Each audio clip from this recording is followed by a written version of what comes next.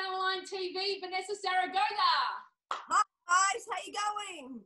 We're great. It's great to have you, and always your energy gives me just so much happiness. So thanks for being on our show today. She's always been that way. Ever since we were in juniors, she's a rock star. So I'm just so glad that we've reconnected in a coaching capacity. Thank you guys. It's an honour to be with you guys again, really. So thank you for the opportunity. First question, where are you coaching at the moment?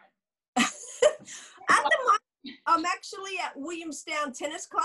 So I'm the head coach down there, and I'm actually got my own business down there now. So that started at the start of the year that I took over and went out on my own. So it's been a fantastic journey so far with the pandemic, but it's been awesome. And but I've been down there for quite a few years now anyway. Yeah. So it's just that I've taken over with my own business now, which is great. We want to ask you today, we're chatting to female coaches about different things, but a common theme, what are your coaching goals? What are some of the things you'd like to do beyond or in addition to what you're currently doing? Look, I mean, coaching, as you know, and tennis has always been a passion of mine. I just love being involved in people's lives and making a difference. So really what it's about for me is, you know, taking kids or even adults under your wing and just making a difference in their life, not so much always on the tennis side of things, just on the life side of things, helping them through their journey in life. And then hopefully one day, you know, when they look back like I did when I was growing up, say, oh, I remember my coach, you know, I had this coach at that age and what they told me, and just sort of brought it all the way through in their life journey. And I think having that influence really sets my goals and dreams of being a coach. Yeah, that's a great answer, Vanessa. And, you know, you were a very good player. I think we both remember you had a very good one-handed backhand. Very solid. I remember playing Vanessa in Shepparton or somewhere. Actually, no, Bacchus Marsh on the grass, actually. Right. When bowlers and serve and volley actually still existed. But we were killers, Betty. We used to beat them all, remember? Our one hand. Back in the day, it was so good. But Vanessa, a really important question, though. Why do you coach? Yes, I coach basically because I love teaching. I love being involved in people's lives, but what's better than that, and putting the sport in that you love as well. So I love tennis so much, and then it gives me the opportunity to teach and contribute to people's lives. And in that, contributing to people's lives, that's a big part of coaching. And many coaches say that same thing. They're in it because we're in a position of service, we're giving to someone else, and that's the satisfaction we draw from it. What are some of your greatest coaching memories, something that stands out to you? Well, look, one of the big ones recently is down at the club I'm at the moment. They had no junior teams for a long time until I came along and started putting everything together. And we won the first time we put juniors back into the season. One of the teenage girl teams that we had actually went through to the final and won their first flag. Wow. That's me as the coach and team manager. So that was a huge achievement for me and for the club. So that was nearly after 10 years. So that was a big thing for me and for the kids too, and the committee. Yeah, that's incredible to, you know, we talk about goals and high performance coaching, and just to hear something as simple as saying, you know, trying to create just a simple team at a club and getting kids to play in a competition, giving them an opportunity. I mean, that is so fulfilling as a coach. And I think sometimes if you really step back, we can kind of appreciate those moments more. But we sometimes get trapped in this whole, you know, we only get fulfilled if our players are winning. Correct. Yeah. You know, and this is such an incredible moment for you and the player that they'll never forget. It was unbelievable, and they think about it all the time and remind me all the time. You know, it's great. And another one is basically I had a young girl that was going through a really difficult time with her body and her image. She had eating disorder, and I was quite lucky that, you know, I had a really good connection with her, and we had a good relationship, and or was always there for her on the phone or whatever. But you know, her mother rang you one day and said, look, I can't get through to her and she's going really downhill. She listens to you. Can you sort of maybe, you know, encourage her to eat a bit more or whatever? And I spent a lot of time with her, and now she's just flourishing, which is fantastic to see. You know, she's got a new job and she hasn't got her disorder anymore. And she still, to this day, this is like about 3 years ago, still to this day, she texts me every now and again and says, I still remember, you know, the journey we went through and what you've done for me. So I think that's probably one of my highest achievements. Awesome, Vanessa, yeah. One of the, you know, we've been talking about lots of great things. One of the things I wanted to close out asking you is, what things do you need as a coach to help you get to whatever you want to get to? What sort of resources would you like to see become available, particularly to female coaches? Yeah, look, I think it's really important to keep encouraging females to get out there and be coaches. I mean, you know, as you know, a male brings something different than a female, and we need both. And I think there's nothing better in for example, a club environment that you have both.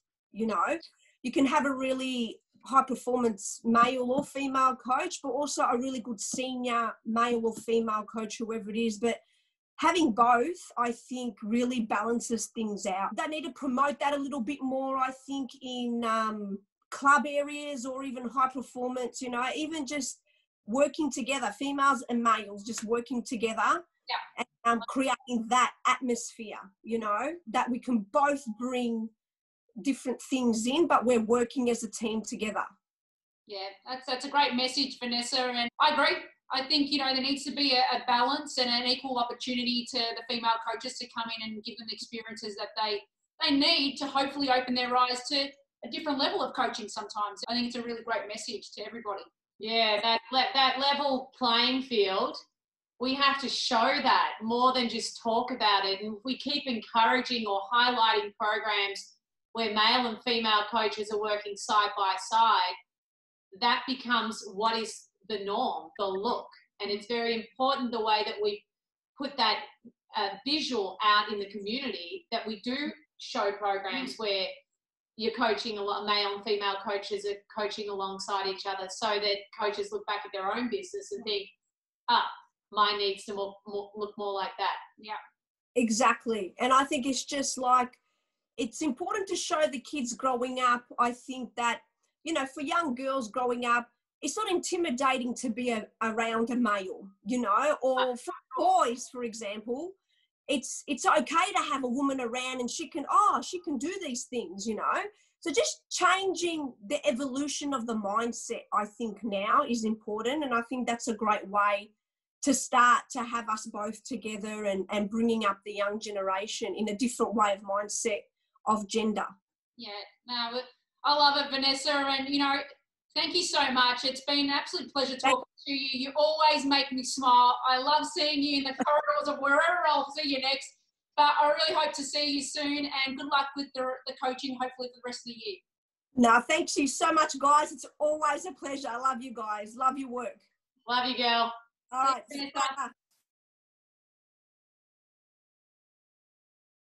Welcome to Down the Line TV, Joanne Caratiana. Hey ladies, thanks for having me today. Thanks for being here, Joe. Joe, we've both known you for a very long time. I don't know how many years it's been, but it's so great to see you coaching. How's everything going? Yeah, really good. So obviously been a bit of a journey since I worked with you two. Gosh, what was that, over 5 years ago or something now? So, probably longer. Yeah, I know, probably longer. 8 years? I don't even know anymore. Stop counting my age, ladies. I'm over 30 now. That's all anyone needs to know. I'm at Box Hill Senior Secondary right now, so just running the school program there. Just a pretty cool experience because I get to work with players who obviously want to compete at a reasonable level, and they get the opportunity to play during the day as well as top up what they're doing with their privates or squads or outside in that environment. So we all know that it's obviously key to get the volume in, get the amount of hours on the court. So this program is really great for allowing those kids to be able to do that. And Joe, we wanted to talk to you today a little bit about your coaching. We both played coaching roles in your own playing career, which was fun. We know a lot about that you're very hard worker and a true student of the game. What are some of your goals in coaching going from here and wherever you want to get to? I'm sort of still trying to figure that out exactly. Like, I've always wanted to work in that high performance environment. So for me, obviously I do a little bit of work with TA in the squads as well. So just figuring out, obviously working with high performance means a lot of travel and whatnot. So for me, I'm still trying to work out exactly where I want to be at the moment. So just enjoying where I'm at, but looking for those opportunities and experiences to travel and to work with those better players and see if that's the direction that I want to head in the future. And Jo, a really important question. Why do you coach? Why do I coach? Ooh. I coach because honestly, I can't imagine myself doing anything else. It's what I love. It's what I've always known. And obviously we're all just so passionate about the game and not only the impact you can have on the player, but also the person. So I'm just as big about creating good people as I am as creating good tennis players. I think they sort of go hand in hand, which is really important. Creating the whole thing, working with the player and on court and off court and working with them in their life. We wear many hats as tennis coaches and go through all sorts of different experiences. Jo, what's one of your favourite experiences as a coach? To be honest, I think I've really enjoyed bringing females together. So when I was working in Darwin for Tennis NT there, so I created that they'd never had like a female only squad. So just getting those girls who wanted to compete and were at that tournament playing level, just creating a safe space for them to, come out of their shell, to enjoy being with each other, hitting, and obviously continue throughout their whole journey. So that was pretty cool. And then obviously the same thing here in Melbourne. I love creating those environments and opportunities for females to thrive. Obviously I like working with males and as well, but just really seeing some of those in those females environments, you really see people come out of their shell and get that confidence that's so important for them, not only obviously in matches and on court, but in life as well. And Jo, obviously we're really pushing for a lot more of the female coaches to be involved in the coaching community. What do you feel you need to grow as a coach? I'm pretty lucky because I have mentors such as you ladies, but I think a lot of females aren't always confident to put themselves out there and to put your hand up to say, I'd love to volunteer one day a week, at the tennis center, or I'd love to be around, say Betty, reach out to you, be like, can I come and watch you coach? Can I experience things? So I think every coach you watch and are around and experience, you can get something out of. Like you can really, and obviously the more experience the coaches have, the more you're able to take away. So just, whether you create those opportunities yourself by just simply reaching out to a lot of people. I think you've, as a young female, I don't necessarily think you're going to get anything for free. Like you can't expect anything. You've got to go out and get it yourself. And I think we just need to be, and I'd like to say that we're starting to create these networks where that's more possible and females feel more comfortable to do those sort of things and, take those new experiences that they would otherwise not be too confident to do. Mm-hmm. Yeah, I think the networking piece is super important. We have our own network that we work within. We share resources together, and there's some great messages there, Jo, talking about what is it going to take and what is it that female coaches are going to need, that those of us that aren't necessarily the ones that put up our hand, which is actually the majority of female coaches. And do we leave them over there and say, well, their fault, they didn't put up their hand, if they want an opportunity, they've got to speak up. But it's not always that way, is it? Oh, definitely not. And I think it goes with your personality. And it's not saying that this type A personality, which I think, most of us are, but, is really, outgoing and, non-stop talking and energetic. I mean, but there's some fantastic coaches and players and people who are a lot more reserved and a lot more quiet and a lot more sit back. And I think we're learning from those type of coaches as well, the importance of listening and taking things in rather than going gung-ho. So I think every coach brings something different to the table. And I think, for those coaches that we see have that potential, it's sort of our job in these positions to say, hey, come out. Why don't you come out once a week, or why don't you come see our environments? And then, as they do get more confident, I'm sure they feel more capable in what they're doing as well, and what their capabilities are as a coach. Yeah, no, spot on, Joe. And I think, I think we do need to find ways to, take some of these personalities who may be a little more passive and yeah. Put them under our wing and really help them grow in confidence, because there's a lot of female coaches that have, been past players who have done, were competing at a very high level, who are now currently coaching at some of our local clubs. Need to get more of them involved and make them feel like, whether it's high performance or whether it's club coaching, that they can reach out and get their resources wherever they need to. I think that in itself, that transition is something that needs to be some sort of a plan in place, because you look at so many players who finish and then it's like, what do I do now? Yeah. So, and it's like, they might not know anyone or within their space or their environment or where they live that can give them the opportunity and can take them under their wing. And because obviously coaching is a very, very different thing to playing.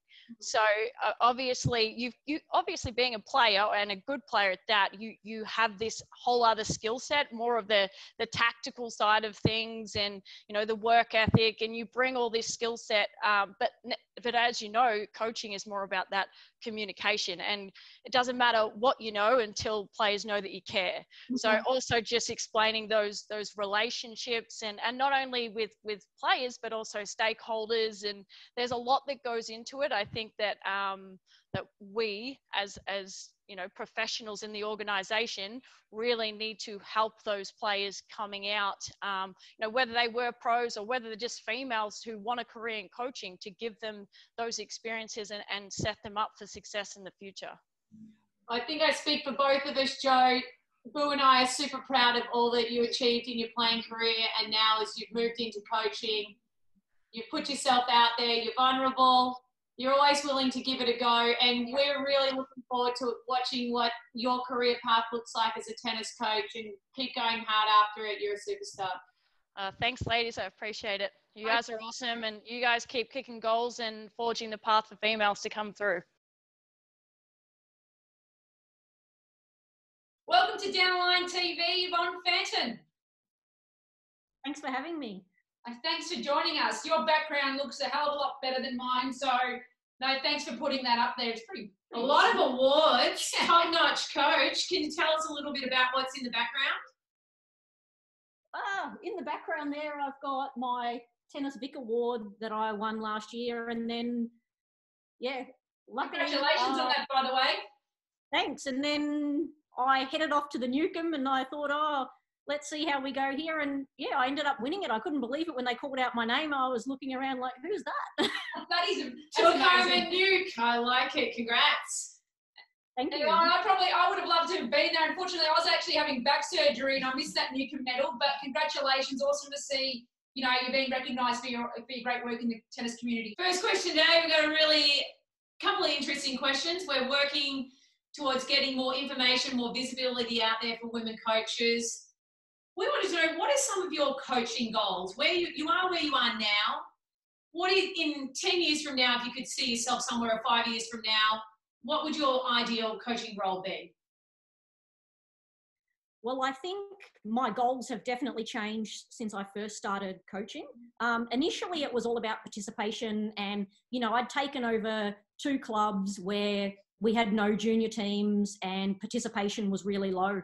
So I think for me, I started off about building up the Hot Shots program. And I thought it's got to start with these young kids who are then going to become competition players for our clubs. So I think I've done a good job with that. And now the next step is I've got those kids who have gone through the Hot Shots program. They're looking to play tournaments now. So I think it's about improving the offerings for those participants and, you know, offering them tournament support and letting them get the opportunity to experience tournaments, have their coach there and take their tennis wherever they want it to go. That's awesome, and it's great to hear how you've kind of evolved and progressed, and that your club. We talked about this before, how exciting it is for coaches when they start at a club and they are starting from scratch, where they don't have competition teams, you know, a lot of participants, and it's great to see clubs like yours grow the way they have. So, and it's due to people like yourself who have a passion for it. It is quite daunting starting up, you know, from scratch, and you're starting on zero. But yeah, I've been really lucky at West Layla. I've been there since 2016. We've gone from 0 teams, and I think it's this year we have 12 junior teams. So I think we're heading in the right direction. That's super. And I'm going to ask you a very important question. Why do you coach? Well, I've loved tennis since the age of 5. I played, you know, at a higher level as a junior. When I got to about 13, I started to develop some injuries. I've got a really dodgy rotator cuff that just stopped me from competing to the level that I wanted to. I coached a little bit, probably from the age of 16, 17, and I just never really saw it as a career. So I went off and I did a few other things. And even though I did them well, I was a massage therapist and a personal trainer. I don't think my heart was in it like it is for tennis. And so as soon as I got myself back out on court again, I thought, this is what I need to be doing. And I absolutely love it. And I'm still loving it. And it's definitely what I should be doing. Oh, that's so good. Yeah, it's a great answer. And if everyone in life was afforded the opportunity to do what they love as a career, there would be a lot more happiness and love and enjoyment as a collective. And encouraging people to follow that is one of the biggest things. And actually somebody saying that out loud, that they really love what they do and they've found that they tried other things and that's why they do what they do, is amazing. And if you have women coaches who do truly love tennis, there are some roadblocks that will stop them staying in the industry. We spoke off camera before about, yes, there are more female coaches coming into our sport, but where do you see those female coaches going, and where do you see the limitations on them advancing through different career paths, say perhaps to performance coaching? Well, at the moment, I think it's great that there has been an increase in the amount of female coaches we have, but I have seen that is sitting at an assistant coach level, so doing a lot of work in the Hot Shots program, which is fantastic, but it'd be really great to see these women get out and come from that Hot Shots program and progress and see themselves as, you know, head coaches. And just about, I'm not sure, but for me, I'm quite headstrong, so I back myself, and when I say that that's what I want to achieve, I'll do whatever it takes to do that. And so for me, I guess I've faced some challenges along the way, but because I'm pretty stubborn, I kept going with it. And I think these younger coaches may be seeing other female coaches as head coaches. That's going to inspire them. They're going to look to us and say, well, I can do that too. Yeah, correct. Yeah, 100%. And I think, you know, I'm hearing a lot of resilience in what you're saying. You know, you're not taking no for an answer. You just got to keep progressing. And I know personally, and I can't speak for you, Stony, but that's how I've approached, everything since I stopped playing was just start from the bottom, work your way up, and just take no for an answer. Keep putting yourself in, you know, positions where you can keep, you know, creating opportunities for yourself to grow. If that's what you want to keep doing and climbing up the ladder. And 100% we need more women in those roles to inspire and role model for some of our other female coaches. I think if you're really passionate about it, you'll find a way to achieve it. Yeah. That's the way that I think about What it. if you're not that personality? What if you're not the stubborn, resilient, the one that's going to put up your hand? From your perspective, what could we do as an industry to help support, nurture, encourage those female coaches who won't be the person to do that? What could we do as a collective? Well, just when I think about what I've been doing recently, is even just taking those young girls that I've been coaching that are now heading towards their late teens. they're coming and doing work experience with me, and I think it's just about them gaining confidence. Yeah. So I think, you know, as a female coach, I love to give opportunities to other female coaches. And in the past year, I've had every term, I've had a work experience student, and every one of them has been female. Oh, wow. So I think it's just about, inspiring other women to, you know, to think about themselves as being more than an assistant coach, and they can be a head coach. And we can't wait to be, I think, you know, it's interesting, we can't wait to be confident. I think that's the other thing is, you know, I have a lot of conversations with some other female coaches in the industry, and it's, I'm not confident. I think you gotta have people that believe in you, and you have to be, you know, you have to have some courage, and you've just got to sometimes take the plunge and, you know, be okay with the fact that you may not get the right answer right then and there, but keep persisting, keep putting yourself out there, and make sure that the people around you are really important enough that you value their opinion, and that you have those examples. Because I just don't think you can ever wait until you're fully confident, because that's like saying I'm going to wait until I have a perfect day out on court and I'm going to play my best tennis. Exactly. So that's I don't think that I would ever be 100% confident. So for me, I think sometimes we can be our own worst enemies too and doubt ourselves a little bit. So no matter what I achieve, I still have a little bit of doubt there. But for me, it's just about pushing through that and putting myself into situations that can sometimes make me a little bit uncomfortable. Yeah. But I think that's how we grow. 100%. Face the fear and do it anyway, right? Just have the courage, be vulnerable, give it a crack. That you can't control outcomes, but it's that willingness to step into that. And what Betty's saying about confidence, we did a lecture the other day. It is confidence second to courage. You have to have the courage, and then once you have the courage, you get the experience, which then becomes the confidence. Can you share with us in closing one of your favourite moments, probably the first one that comes to your mind as a coach? Probably the most memorable moment for me was last year. I run a program for children with autism. So last year they had an experience on Rod Laver Arena, and it was just one of the most important things for those kids and their parents, just to see how proud their parents were. It just made me realise that, we're coaching tennis, but it's so much more than that as well. And that was just a real highlight for me. Yeah, that's pretty special, isn't it? They're going to remember that for forever. I love these stories. Honestly, I love these stories. It makes me want to be a better human being, that's for sure. You know, it's not about having the best kid win a national. It's not about playing the Australian Open. It's actually about these really key moments that really matter in life that's going to leave a memory in that, you know, it's making a difference. Yeah. Before we close this out, can you just give us some insight into what you need to continue to grow as a coach?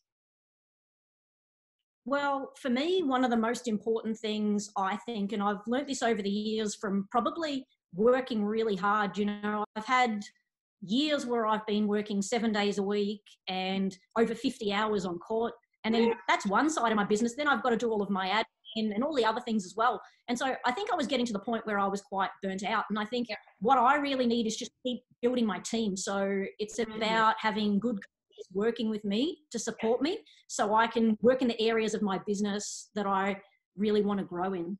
Yeah, that's really, really important. And hopefully, you know, people listening to this and we can hopefully help get that message out there. So, you know, we appreciate you coming on today and really giving us some insight into your business, Top Seed Tennis. We really appreciate you coming on today and sharing with us. No, thanks for having me. And I love what you're doing with interviewing female coaches and just getting us out there. No, thank you. Makes us happy. Have a good one, champion. I hope you have a great day. Thanks. Bye.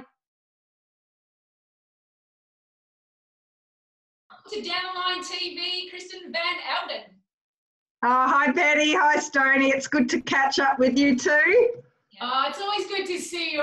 We had a little bit of a reunion when we were allowed outside in January, and that's the last time I saw you. Yeah. Came back home to see you again, but we can't actually go outside. You are a highly experienced player and coach, so we'd love to ask you a couple of questions. The first one being, how do you think we could go as an industry to attract more female coaches into our sport? Yeah, that's a tough question. I mean, you've got to be willing to have a go, and look, I'm self-made, so I mean, I didn't have any assistance, so you have to be willing to put yourself out there. But yeah, it's a tough question to let people. You've got to give you a go. Also, that when you get interviewed by committee members, they don't always have the experience. Yeah. Normally, if you go for a top job, the boss has worked their way up, so they know what it's like. But because you deal with volunteers, I could put my resume in, and they might not be able to tell the difference between me and Joe Blow that hasn't. Point. Yeah, we hear this a lot about committees. I think we've had committees that have been involved with the club for such a long period of time, but some of them just don't take enough time, or I guess do their due diligence of figuring out who's actually finding who's a good candidate.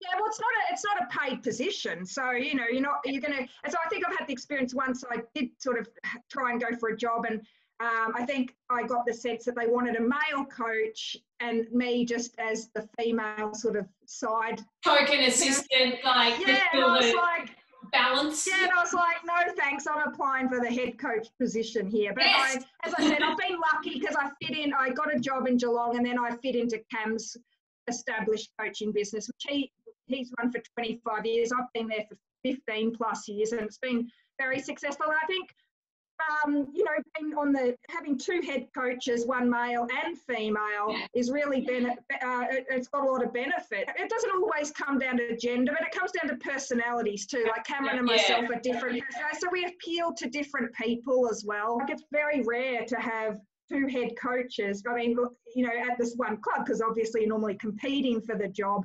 I think, we've been able to manage a good quality business with two highly qualified coaches there. And what I hear you saying is support, right?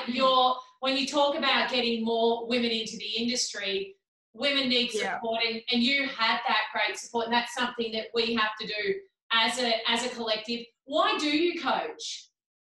Yeah. What's your purpose behind coaching? Why do you enjoy it? Well, as I said earlier, when I finished as a player, I didn't, it's like, what do you do now? And I think the transition into the real world was made a little bit easier. I didn't have to start a new job, new profession completely from scratch. I had tennis knowledge there. And look, the business side was something I had to, it was new. Like, you have to deal with clients. And different skill levels. Not everyone wants to be a professional tennis player, and the reasons why they want to be there, and different personalities. So, which actually leads me to one really important question for you, amongst most of our coaches that we're asking, is just to close us out. We really want to know, what are your coaching goals moving forward? Well, I think at a club level, I've achieved a lot of goals. As I said, I've been coaching 15 plus years as a head coach at the club level, and I've had a few good junior players, but, I probably haven't had the experience of coaching elite players. And I think that's an area I can relate to. I could unlock a bit of that knowledge that at the club level, I don't always get to share. Yes. So, absolutely. And Kristen, people don't know this about you, but you were a fierce competitor back in your playing days. And a great player with great experience. Exactly. I don't think there was anyone that was, you were pretty gritty, and you played some incredible matches. And I know I've been down the other end of one of your matches for sure. I've been on the other end losing, so I know that for sure too. No, thank you. Well, you all right back at you. Respect to you guys too. You also, did really well yourselves. This is going out into the Australian community. We want to see quality coaches who also happen to be female getting opportunities to work with the high performance players. And as we see here, you're putting up your hand, you want to do it, we're going to put you forward. And that's part of the community of women. We need to put each other forward. So we know that you have a family to get to, and you've done your workout, but you've probably got other things to do today. So we will let you go, but we will see you somewhere soon on coaching with making a big difference in Australian tennis. And well done on your initiative too, and getting the WTCA going. And have to have a coffee when we get out of this. Sounds good to us. Very well. As soon as we're out of lockdown. We'll see you soon. Thank you. See you, honey. to Down the Line TV, Anna Milosh. Hi, how's it going, guys? Thanks for having me. Thanks for joining us on a Saturday. What are you up to? Unfortunately, a little bit of study, so that has to be done. But the sun's out, so I'll definitely go play some tennis against the wall. So we've got that booked in with my brother. So thankfully he's around. So kind of I rope him into doing some exercise, but also gets me out of the house, which is really needed. So well, we can relate to him, on a tennis floor, which a lot of the younger generation probably can't because we've sort of grown up on that. So I love that you're going old school. Good stuff. Yeah. Guns out. Yeah. That's the way you got to do it, right? Lisa, yeah. And then talk to us a little bit about what are your coaching goals? Well, firstly, I think it's really important that when anyone's coaching on court that they have a good relationship with their players. So I get first off is building that trust with the people that I'm coaching. Generally, I work with a lot of younger kids, so I guess that would be even more important. I'd say just because you're a role model for them as well, not just a tennis coach, but a role model for other aspects of life.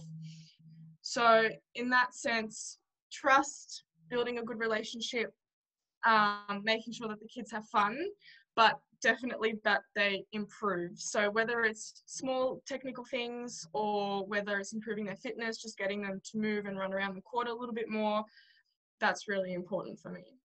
Yeah, and that with your goals in coaching, I know you're a young coach. I think, how old are you at the moment? I'm 20 tomorrow. So. Oh, well, happy birthday in advance. So, young coach, I know you've been working down at Tennis World at Melbourne Park for a while. Your coaching goals, do you see it as a sort of a long-term career? Well, so I am studying at the moment in a slightly different field of science, and I've got one more year of that left. And the plan for the moment anyway is to continue with a Masters of Teaching. Mm-hmm. So whether it's in a classroom or on the tennis court, like I'd still be within that field of skill acquisition, so helping other people to learn things. And I would definitely love to continue coaching. So at the moment, I'm helping to run the Hot Shots program at Melbourne Park. Yeah. And that's something I'd like to continue doing as well. And hopefully, learn more skills from the other coaches that we have, because like you said, I'm young and I still have a lot of things to learn, not just in the tennis coaching sense, but also just how to manage programs, sort of how to deal with other people and event organization, things like that. So it's not just, okay, how well can you teach someone to swing the racket at the ball, but there's a lot of other things involved. So, what does that look like for you as far as the support that you need to become the best coach that you can be, and wherever that takes you? What have you got some sort of idea on things you would look to help you advance? Well, yeah, I think the people around you are a very, very big thing, very important thing. And I would say that I've been very, very lucky up until this point anyway. So all the coaches that we have at Melbourne Park, they're not just colleagues. Like, I would like to call them my friends as well. So they make the job really enjoyable, but they also have the knowledge and the skills to help me improve. So they've always come to me and said, if you need any help with organising this, or if you have any questions, like, come to me. And so that's been really good. It's great that you've got that relationship where you can reach out and vice versa, where you've got mentoring. And, we talk a lot about having that role model when you're coaching, especially when you're younger, and I think that's super important. And like I said, I know you're down there with like Sevi Gallios, I know Maddie Sanders is down there, and Valerio, and there's so many great people around. So that's brilliant. Exactly. And leads me to my next question. Again, you haven't been coaching for a long time, but in that time, what is one of your most memorable coaching moments? Oh, just one. First one that comes to your mind. First one. First one. Okay. I love little kids. So anything small size, I just find absolutely adorable. I do. Yeah, exactly. And so I do a little bit of blue ball coaching as well, and it's just the sweetest thing to see that the kids are having fun with you, but also when they do manage to firstly hold their racket and then hit the ball. So when that making contact, racket and ball, is, yeah, one of those highlights for me.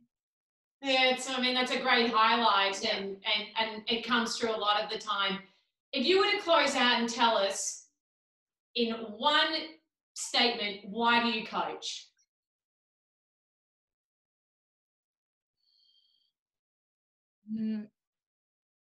It's a great way to continue playing tennis for myself and to make sure that other people also play and continue to play tennis.